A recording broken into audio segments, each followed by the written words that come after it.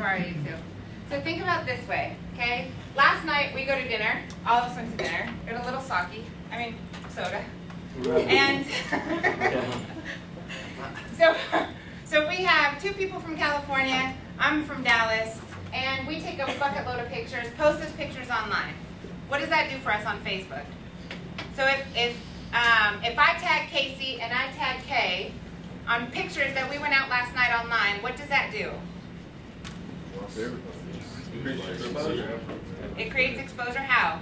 It increases. So here's a Facebook wall, and I post this picture and I tag Casey, I tag Kay, I tag Kathy, I tag Dawn, and so forth. So what happens to this picture on Facebook? It goes to their wall. Goes on his wall, goes on her wall. So what happens when Casey's friends start commenting on my picture? He's in California. They become friends with you. Absolutely. So we can go call. You guys can place a million cold calls all day long. Or I sit in my PJs and I click tag this one, tag this one, tag this one. We leverage images, we leverage video in order to be able to connect with each other's network. Now I can take this circle back. So let me actually see if I can do this. Before you do that, let me just say, I'll give you a real, because what she's talking about, I'll give you an absolute real example. I am here for 4 days, right? I flew in yesterday, I leave on Friday.